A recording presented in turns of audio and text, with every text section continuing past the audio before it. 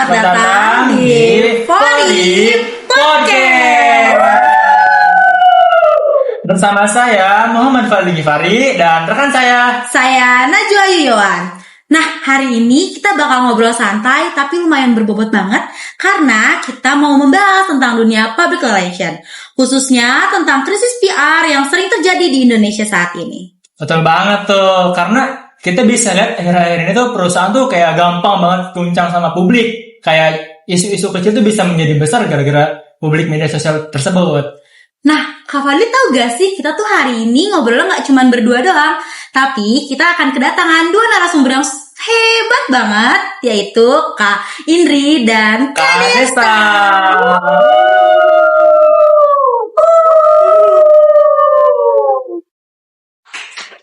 Halo.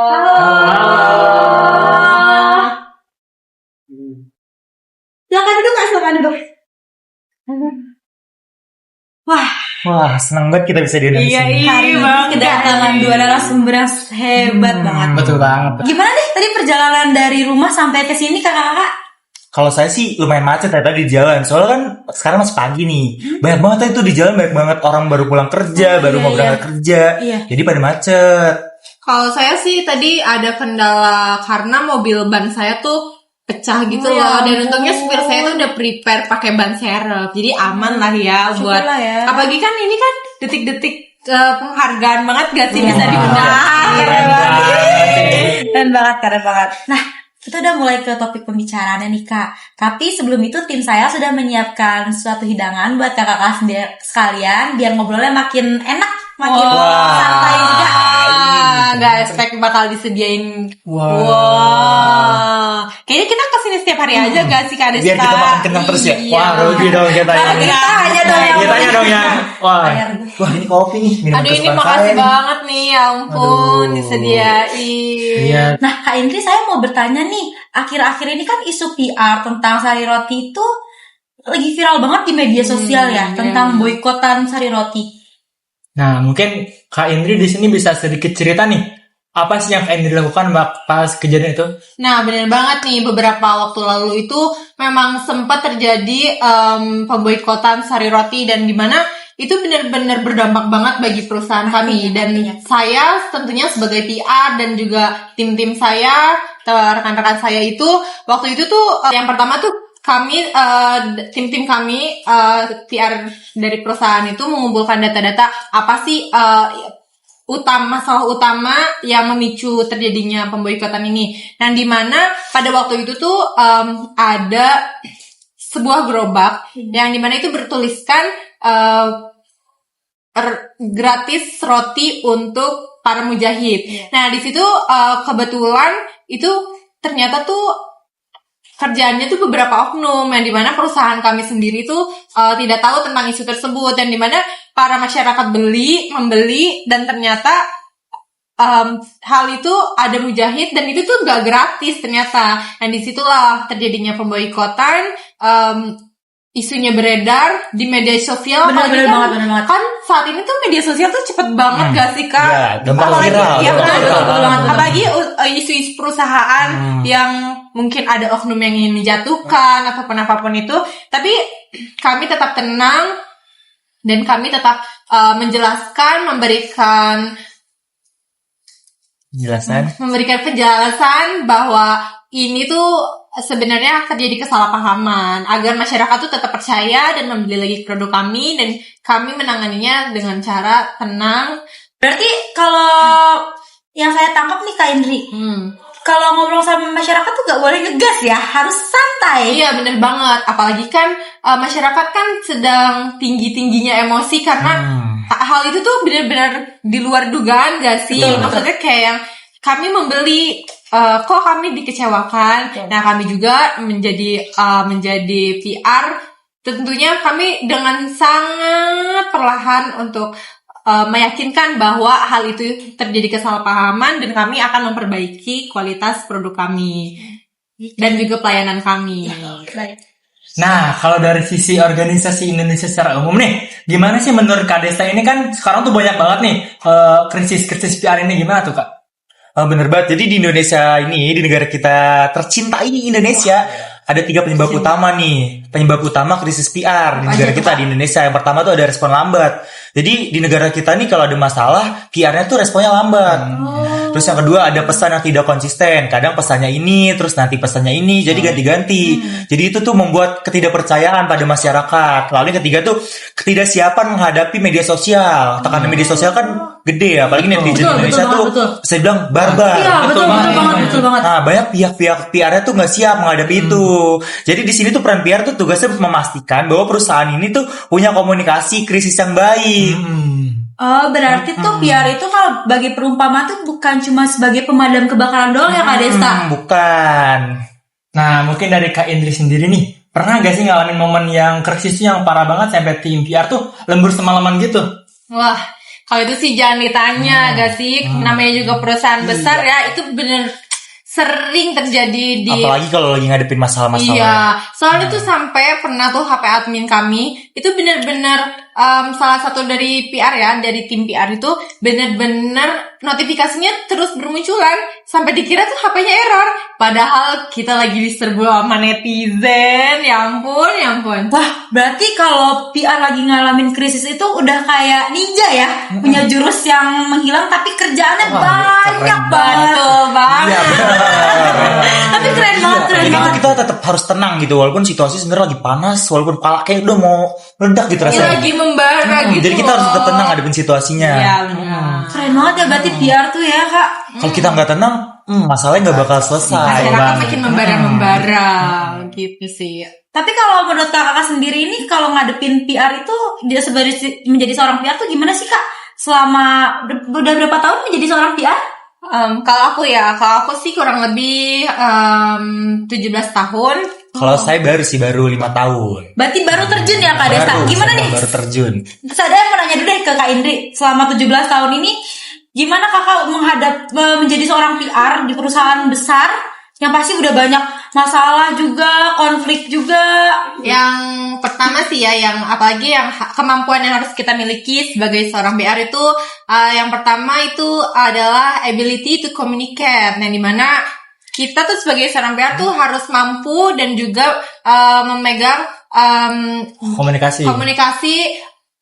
dan juga pokoknya kita tuh mampu berkomunikasi untuk masyarakat, bagaimana kita menangani ataupun menyampaikan sebuah isu kepada masyarakat. Lalu yang kedua tuh ability to organize, yang dimana kita tuh menjalin dan juga mampu untuk mengetahui bagaimana sih di organisasi kami, di perusahaan kami, yang dimana kita tuh harus membaca dan juga mempelajari karakteristik dari tim-tim kami dan juga apa sih seluk-beluk dari perusahaan kami. Lalu yang ketiga itu ability to get on with people, yang dimana tentunya saya sebagai seorang PR dan saya juga sudah mengenali Kakak Desta sendiri sebagai seorang PR, sebagai sesama PR. Kami membangun relasi, berhubungan baik, dan juga kami juga saling bertukar pendapat, informasi, bagaimana kami menangani masalah ini, bagaimana kami mencari jalan keluar untuk menyelesaikan masalah di perusahaan kami.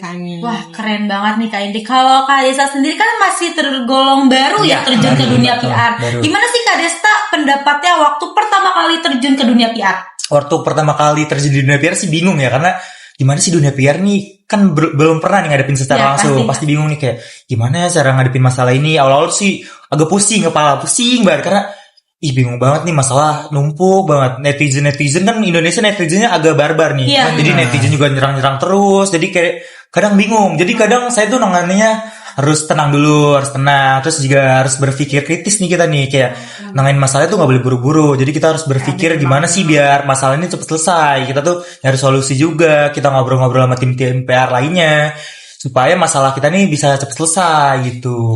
Berarti kesimpulannya tantangan terbesar itu dari netizen sendiri. Iya, benar-benar. Dan kami juga harus mampu bagaimana sih mengeluarkan ide kreatif kami untuk menyelesaikan masalah, menyampaikan pendapat kami, fakta yang ada di lapangan, sehingga para masyarakat itu tidak salah paham dan juga tenang dan juga kembali percaya kepada kami. Pastinya. Nah, mungkin dari Kak Indri atau Kak Desta mungkin ada sedikit kesan pesan nih untuk teman-teman di luar sana atau mahasiswa yang mau terjun langsung ke dunia PR nih. Kalau aku sih kesan palingan ya kayak untuk generasi PR selanjutnya yang dimana zaman sekarang itu udah serba cepat, serba instan dan juga transparan. Untuk kalian, cara kalian memahami berita, memahami situasi, memahami keadaan di lapangan itu tuh harus jauh lebih baik daripada kita sebelumnya. Yang dimana kalian tuh harus mengeluarkan kreativitas kalian, imajinasi kalian secara lebih luas, pokoknya lebih baik lah daripada kita.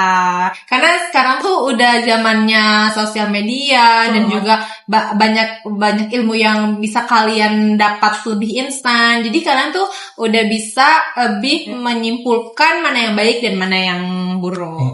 Paling kalau pesannya tuh kayak cuman ingat aja kalau PR tuh tugasnya tuh bukan cuman nyebarin informasi, tetapi PR juga tugasnya tuh memberikan kepercayaan kepada publik gitu. Wah, keren banget nih kesan-pesannya dinotet banget nih kayaknya buat mahasiswa atau orang-orang yang di luar sana mau jadi PR, apalagi yang belum pernah punya pengalaman sama sekali ya Kak.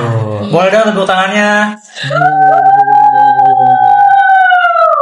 Wah, Kak Fadli, obrolan hari ini tuh seru banget gak sih? Seru banget dong. Ketambah kita kedatangan 2 narasumber yang super hebat banget. Betul.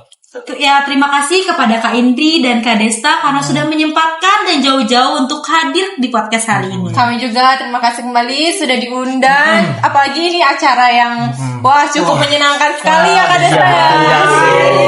Saya aja nih Kak Indri. Maksudnya juga seru banget ya. Jadi kita nyaman banget di Kita sana. nyaman banget sampai kita dikasih minuman juga. Terima kasih banyak ya. Nah, mungkin buat para pendengar podcast Fori Podcast, terima kasih dan jangan lupa dengerin episode selanjutnya dan subscribe, like, dan komen tentunya. Fori Podcast. Sampai jumpa. Halo semuanya. Jadi di sini aku mau kasih kesimpulan nih. Apa aja sih poin-poin yang bisa kita ambil dari obrolan santai tapi berbobot dari para pakar ini. Nah, dari obrolan tersebut nih ya guys, kita dapat menyimpulkan nih bahwa di era sekarang ini PR itu benar-benar harus cekatan, harus benar-benar cepat tanggap dan cepat menyelesaikan masalah. Agar apa? Agar masalah yang ada, yang simpang siur ini bisa segera terselesaikan ya, karena kan ini jadi beban bagi perusahaan juga ya. Kalau seorang PR-nya lambat untuk menyelesaikan masalah, sudah pastinya masalah yang ada di simpang siur ini menjadi sangat mengganggu dan pastinya bisa memperburuk citra perusahaan. Nah, apa aja sih poin-poinnya? Yang pertama itu kecepatan respon adalah kunci. Tapi ingat, harus tetap tenang dalam menghadapi masalah. Nah, aksi cepat ini, kita cepat, seorang PR itu harus cepat tapi tidak defensif. Yaitu dalam kasus krisis seperti yang dialami oleh Sari Roti, kunci suksesnya adalah memetakan sentimen dan segera membuat pernyataan resmi yang tegas, jelas dan tenang. Jadi nggak bertele-tele, tegas dengan tenang, pembawaan yang tenang sehingga permasalahan yang simpang siur ini bisa cepat terselesaikan. Karena kan kita harus berusaha menyampaikan pesan di mana pesan itu bisa diterima dan bisa dipahami oleh para masyarakat sekitar. Terus kita juga harus berkoordinasi, yaitu lanjut, yang kedua itu kunci kegagalan adalah kelambatan. Udah jelas ya, seorang PR itu memang kita harus benar-benar cepat tanggap. Kita juga harus cekatan menyelesaikan masalah. Jadi kalau kita seorang PR ini lambat menyelesaikan masalah, itu benar-benar bisa merusak citra perusahaan. Nah, terus menurut hasil mentoring pakar ya, krisis di perusahaan Indonesia itu sering terjadi ya, seringkali terjadi karena 3 hal utama. Yang pertama itu respon yang lambat, yang kedua itu pesan yang tidak konsisten, dan yang ketiga itu ketidaksiapan total menghadapi tekanan di media sosial. Karena kan udah di era media sosial, semuanya bisa diakses, semua orang bisa berkomentar. Jadi tekanannya itu lebih berat dan seorang PR ini juga harus memiliki mental yang kuat dalam menyelesaikan ini. Terus oleh karena itu juga PR harus dilibatkan dalam perusahaan dan memiliki strategi komunikasi krisis. Harus pintar dalam berkomunikasi yang sifatnya tuh preventif, bukan hanya reaktif. Jadi dia bisa menyampaikan pesan dengan baik sehingga para masyarakat publik ya itu bisa menerima pesan yang disampaikan dengan baik, seperti itu. Nah, buat selanjutnya yang nomor 3 itu harus jago nulis, karena jago nulis di PR itu harga mati ya. Karena selain kerjaan utama PR itu kan banyak ngobrol sama orang, mulai dari wartawan, influencer, atau enggak sampai netizen di kolom komentar. Nah, ngobrol yang paling sering dipakai PR modern sekarang itu lewat tulisan. Kayak yang pertama ada press release. Nah, press release ini nggak cuma bisa nulis informasinya secara kaku, tapi harus bisa ngerangkai kata supaya bisa dilirik sama wartawan. Dan nggak cuma berakhir jadi tumpukan kertas. Intinya storytelling di PR ini harus kuat biar bisa dilirik sama wartawan. Terus yang kedua itu caption di media sosial yang bisa bikin scroll berhenti, mulai dari Instagram, TikTok sampai X, yang dimana PR juga megang kendali di situ. Satu caption bisa viral, tapi salah caption bisa jadi bumerang buat perusahaan yang lagi kamu naungin. Jadi asah terus kemampuan dengan merangkai kalimat yang pendek, padat, tapi jelas. Dan yang keempat ada PR yang harus peka terhadap isu digital. Nah, di zaman serba online, kantor PR itu bukan cuma di gedung mewah, tapi ada di setiap platform media sosial. PR sekarang nggak cuma bisa duduk manis nunggu telepon dari wartawan, tapi harus juga bisa jadi detektif digital. Nah, PR ini juga berperan sebagai mata dan telinga di media sosial, yang dimana wajib banget nih tahu tentang isu, tren, atau keluhan di perusahaan, yang dimana krisis besar itu awal cuman dari satu cuitan iseng di media sosial yang kadang luput dari pantauan. Dan juga harus bisa analisis secara rutin biar nggak kecolongan tentang isu dan tren yang ada di media sosial itu. Nah, terus intinya PR itu nggak cuman jualan gimmick, teman-teman. Nggak cuman kayak nutupin masalah doang, tapi dia juga penyelesai dari masalah itu, yang dimana PR itu memastikan kepercayaan publik tetap terjaga terhadap perusahaan tersebut, yang dimana kita juga sebagai PR harus bisa membangun hubungan yang baik dengan semua publik ataupun audiens, yang dimana kalau misalkan satu perusahaan aja ketahuan bohong, dan maka kepercayaan itu bakalan hilang dan butuh waktu lama buat ngembaliinnya. Terus audiens yang modern itu juga harus cerdas, kritis, tapi juga skeptis, yang dimana harus lebih percaya kepada orang-orang yang jujur dan juga etis. Begitu, teman-teman.